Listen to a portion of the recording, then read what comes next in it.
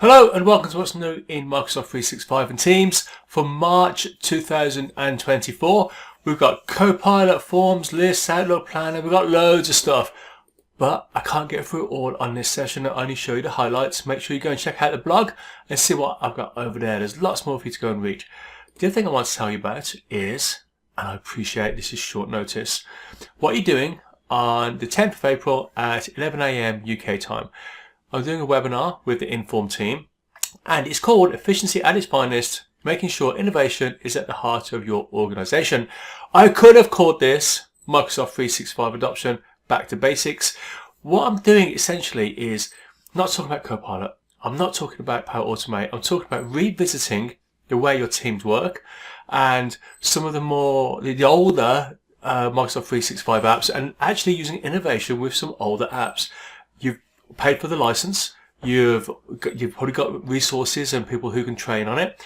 So let's put those things together and make use of that. An organisation I worked with saved hundreds of thousands of pounds over a year by doing this. Definitely worth a look, and I'll tell you all about it. If you miss it, there'll be a video. But for now, folks, why don't we see what we've got in the update? We're going to start with Copilot, and we've got updates to Microsoft Copilot user interface. To start with, look at the right hand side of the screen.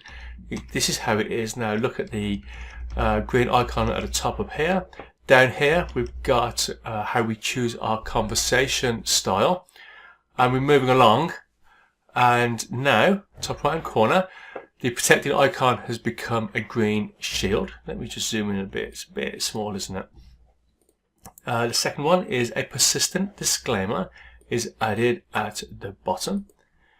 An accuracy disclaimer has been added below each chat once you get into a chat. You will no longer see your company's branding or logo in this view, which is a good way of separating out the content you're getting from the web versus their content. And finally, this part here, number 5, the chat style selector is to be replaced with a new Copilot settings toggle. And apparently, when more settings come, you're going to find lots more settings in there. So I think Microsoft are getting that ready to stack more features in there, and that's where you'll select them all.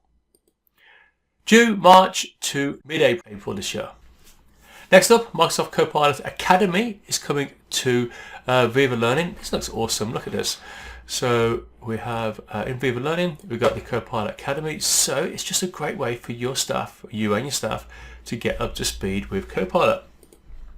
Enabled by default for users who have a Copilot for M365 license and have been assigned a paid license for Viva Suite or Viva Learning. So I wonder how low the percentages of 365 users who will fall into that category.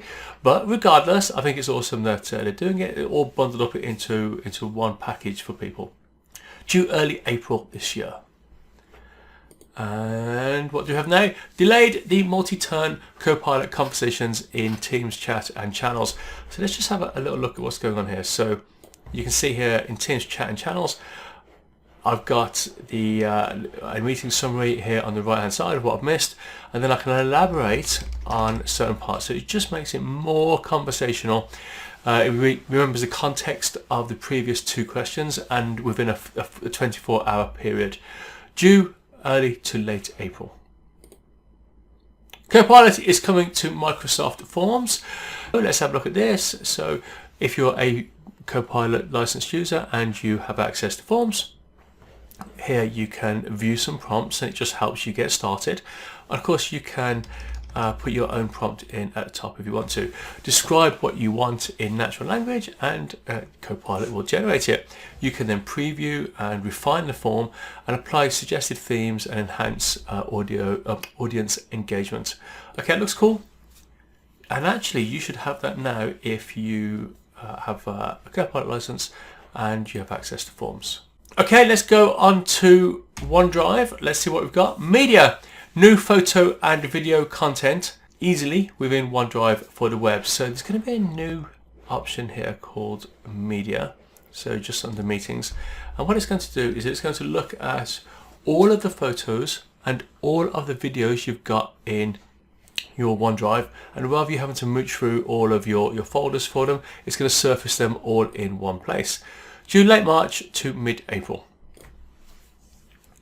Coming to OneDrive for the web, create files from templates. So selecting new. So we're going to say add new, and it's going to show this view here. So hit this screen that pops up, so I can go in and I can select a new file type if I want to, or I can use the templates over on the right hand side. So therefore Word, Excel and PowerPoint, you can see here we've got Word and PowerPoint templates. You can save them into My Files or another location if you want to, or create them in another location. And that, folks, is due late March to mid-April this year. Okay, we're getting through this. Let's go and have a look at Outlook. So improvements to working hours and location in new Outlook for Windows and Outlook Web. So let's say you've gone to Outlook Online. You click on the cog at the top right hand corner. Go to calendar, go to work hours and location. This is the view you will see at the moment, and that's changing, and it's great. There's some great new features coming to this. When I show this, the main thing that people ask me is that can they choose? Let's just go back one.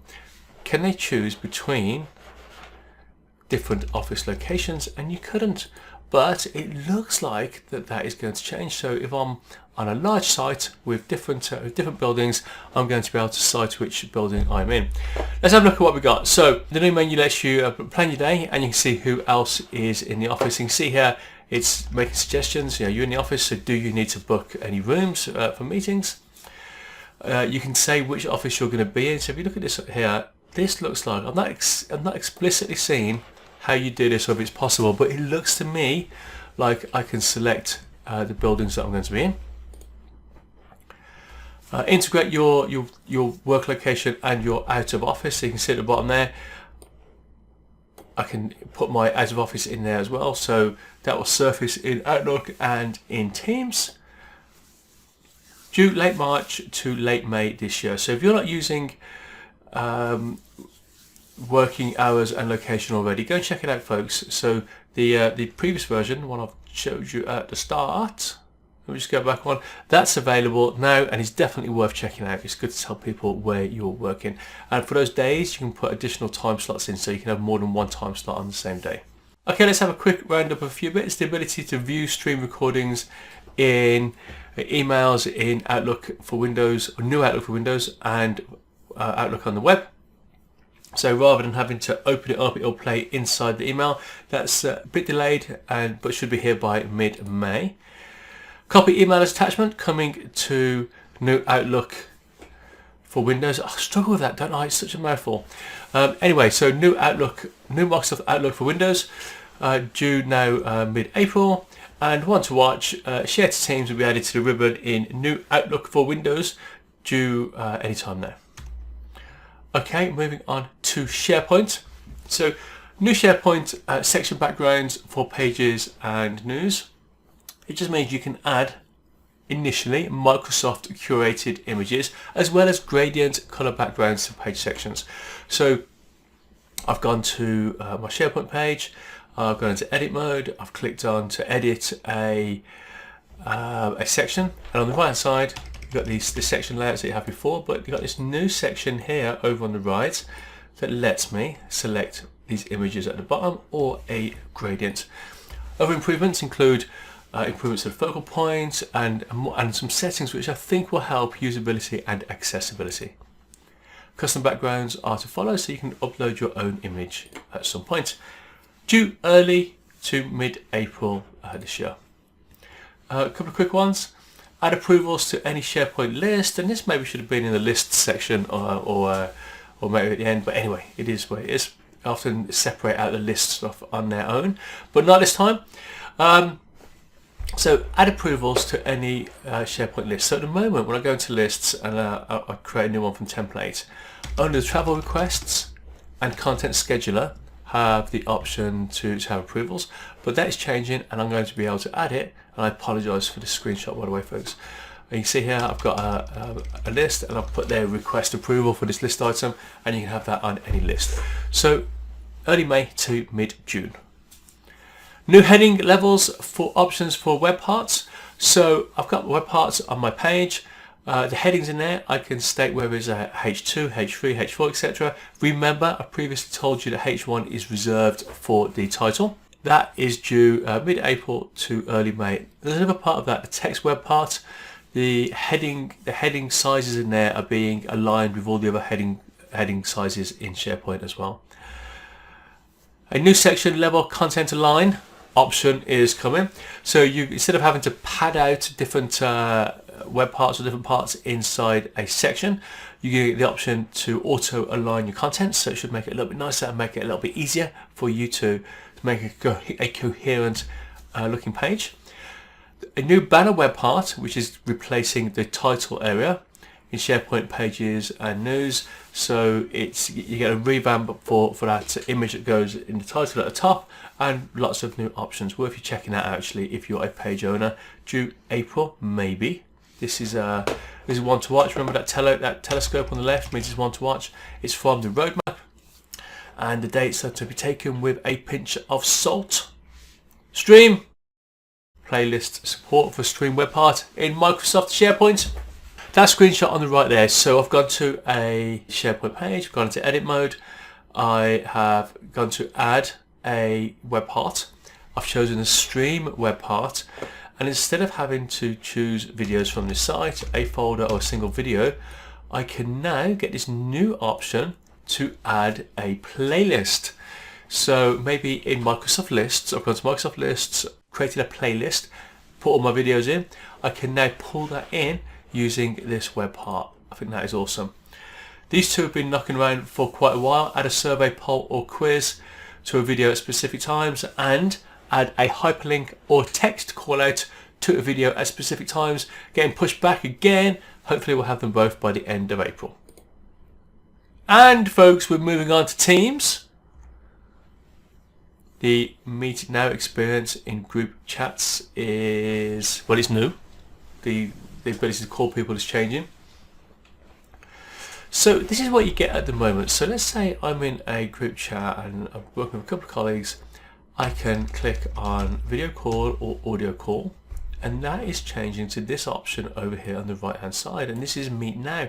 This is a bit like, if you look at your calendar in Teams, you've got the option to Meet Now. This is your own calendar, and it will launch a meeting, create a meeting, and it just doesn't call anybody. The meeting just kind of sits there, and then you can call people in if you want to, can't you? This is a bit like that. So this meeting doesn't have an invite. It doesn't have an invite. It doesn't call anyone. So that calling everyone in that group is going to stop. It doesn't call everybody. It just kind of sits there. It's like an open door meeting that wasn't announced or wasn't planned. People can see. Let's have a look in here. So people can see. Oops, gone too far. Sorry. People can see that the meeting has started. You get this little icon here, and over on the right hand side up here, I can see that there's a meeting ongoing. So I can either call people in, or people can just see there's a meeting and they can drop out. So one use I can think of for this, when I was working with a team, maybe I can't remember, 4, 5 or 6 of us maybe working on a project. We had one person who's coordinating everything, and we'd regularly check in with that person. We check in with each other. We were working on the same work, and we kind of go off for an hour or so. We had to check in and check something, talk to somebody. So what we'd do is we'd have a meeting available, a meeting open all day, and we kind of drop in and out. This would be a great placement for that. So the group that's chatting can have just, so someone can just click Meet Now, and then people can just drop in like a water cooler moment. It's just like an open office. Anyway, kind of rattling on a little bit now. I apologise. Hopefully you can see a use for that. Due mid to late May this year. Okay, Microsoft Teams access workflows from the three dot menu on the shared file, on a shared file. So let's just go a little bit closer. So I have gone in and I've got someone who's shared this slide deck with me. I click on the three dots and this menu comes up. I say I want to go to workflows, and I can request approval for it. I could maybe save that as a PDF. Now, if I don't have it workflow set up, I can say see all workflows, and from there I can create a workflow and then I can apply it. It has to exist for you to choose it, right? Makes it faster and easier to do stuff with those files. Those are the steps that I've just covered off there. You must have access to Power Automate to use Workflows. Remember that Workflows is just the rebranded name for Power Automate in Teams. Due early June to late July for desktop and web. If you're not sure what Workflows are, and I was speaking to a group of 60 people earlier, and nobody used Workflows inside channels. Go to Teams, go to the apps, click on the three little dots on the app bar on the left hand side, have a look at Workflows and just see what it can do. So if you're not sure what this is about, go and check out what Workflows can do, or go to Microsoft, do a search for Workflows in Teams. They've got some good documentation. Definitely worth you checking that out. If you're interested in this second bullet point, making it faster and easier to do stuff with and to those files. Anyway, that's enough of that. Quickly attach recent and relevant files to chats and channel posts. Look, in this conversation here, we've said that I'm going to send somebody the attach vision doc. So when I click on attach, it knows that I've got a document called attach vision. So it suggests it, which is great. I of course still have my existing options of a OneDrive and upload. That, folks, is coming mid-April to early May this year. Microsoft Teams meeting options are being grouped together. So when you have meeting options, right now you just kind of scroll down, and this is what it looks like, and they're just all stacked up. As meetings have become more feature rich, then this has got a little bit unwieldy, and Microsoft have acknowledged that. And look how much nicer this looks. So we've got meeting access, we've got roles, recording and transcript, all related settings put together, and you can still just scroll all the way down and you kind of work your way through this in one big menu, or you can just click and jump. I've seen this on in my own tenant. I get some stuff early in there and it looks great, folks. Just a small change, but so much better. So oh, it won't appear for the meeting options when you're inside a meeting for now, but it looks like they will get that done as well. Due late April to late May this year. Let's have some quick wrap-up topics. Meeting details displayed on pre-join screen. Let's have a quick look at this. So you can see here that just a reminder of the date and the time. I can see when the start and finish time is. I can see who else is in here. So it's just telling you a bit more about a meeting on the way in, and just to make sure you're in the right meeting. If you've ever joined the wrong one, this will just make that a little bit clearer for you.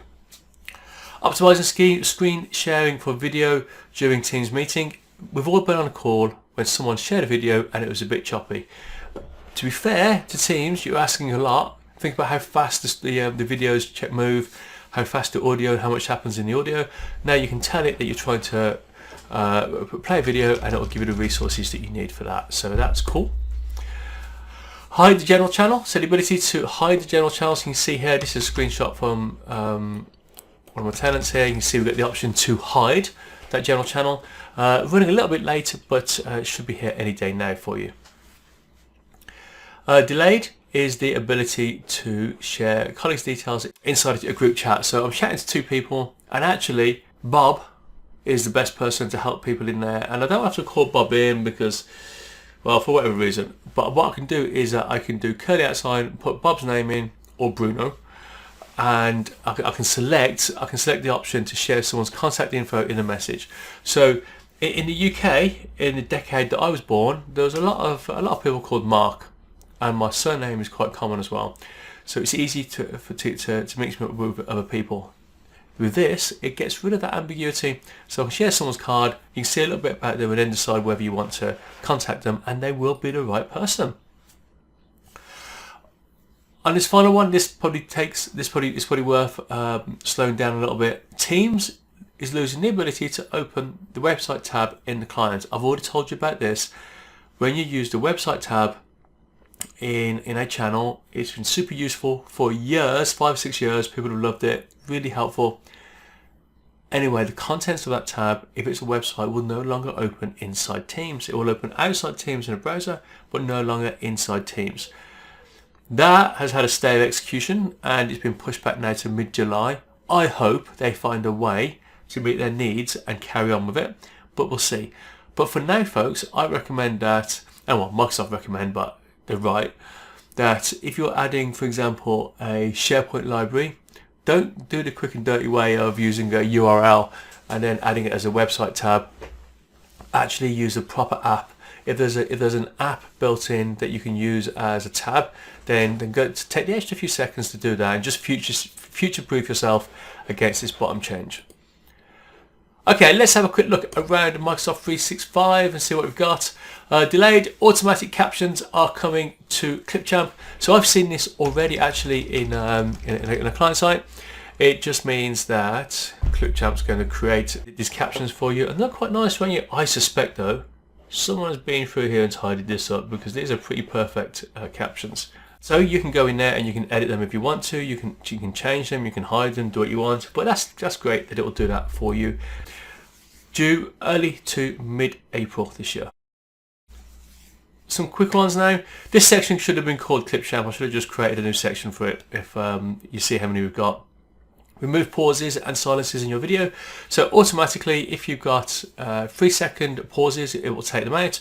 Now initially, it's going to be available in preview, and it's going to be free.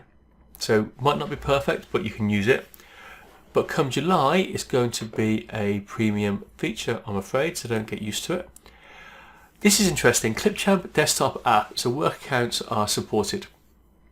Now, what's inside work, we could always use Clipchamp in the browser, and outside work, as well as the browser, you had the desktop app. Now, the desktop app didn't support your work account, but now it's going to. So hopefully, your organization will allow you to install Clipchamp on your machine, and you're not reliant on the network, you're not doing it in the browser. So I'm hoping that'll be a better experience for you all. Look out for that sometime between early May and early June. Looking out a little bit further, so this is one from the 365 roadmap. Image background removal in Clipchamp, maybe July. It's not confirmed yet. We're just being able to remove your background on the fly. That'd be cool, especially if maybe you're in your bedroom or in your kitchen. And just being able to remove your background would be great. Microsoft Lists is getting a new forms experience. So I told you about that. Microsoft Lists, great tool, a bit clunky, adding new list items to there, but you can create a form that's kind of like a skin over your list. You can decide which columns you want to share with those people. Send that form off. They fill in the form and it populates your list. Looks awesome, but push back a little bit, and for some people might not appear until early May. That's it, folks. So hopefully you found that helpful. Remember, you can find me on all the socials. Do a search for Super Simple 365. Please like, subscribe and share, and I guess I'll catch you next time.